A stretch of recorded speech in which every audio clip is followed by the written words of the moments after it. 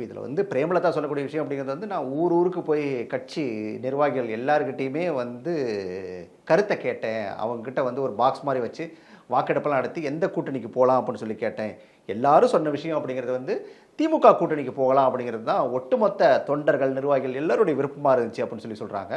தேமுதிக தொண்டர்கள் வந்து திமுக கூட்டணியை தான் விரும்பினாங்களா? பெரும்பாலானுடைய கருத்து ப்ளஸ் தலைவர் சொல்றது நல்லதுக்கு தான் ஏற்றுக்கிற மனநிலையை கொண்டவங்க தான் திராவிட இயக்க உணர்வாக.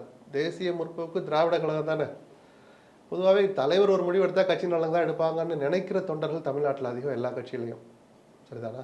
அந்த வகையில் திமுகன்னு சொல்லியிருப்பாங்க, ஆளுங்கட்சியாக இருக்குது, பணத்துக்கு பிரச்சனை இல்லை, செலவுக்கு நம்ம ஒன்றும் கஷ்டப்பட வேண்டியதில்லை அப்படின்னு வச்சு இவங்களோடய போகலான்னு சொல்லியிருக்கலாம். எப்போ அதே செலவு நானும் தர்றப்பான்னு எடப்பாடி சொன்னதுக்கு அதுக்கு வந்த பிறகும் இல்லைம்மா திமுகவோடய போகலான்னு சில மாவட்ட செயலாளர் சொல்கிறாங்கன்னா அந்த கலைச்சூழல்னு அவங்க ஒரு பார்வை பார்த்துருப்பாங்க.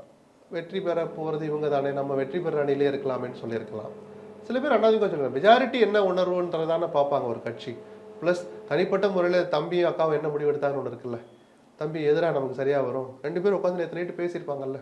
நேற்று நைட்டில் முந்தாள் நைட்டு, ஏன்னா நேற்று மதியமெல்லாம் வேலை வீட்டுக்கு போயிட்டு தான் கேள்விப்பட்டேன். சுதீஷ்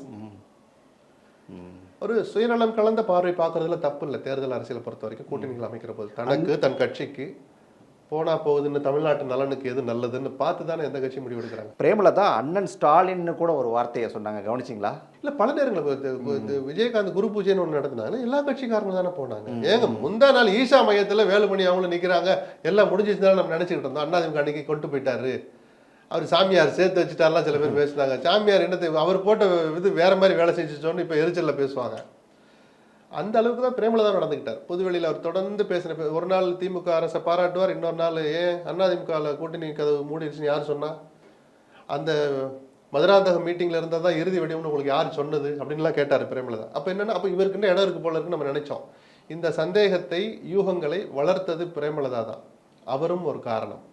அவர் இன்னைக்கு அவர் சொன்ன மாதிரி யூடியூபர்கள் தொலைக்காட்சி விவாதங்கள்லையும் போட்டு தலையை உருட்டினாங்கன்னா தலையை கொடுத்தது பிரேமலதா தான். நம்ம உருட்டானு செய்வாங்க அவங்க.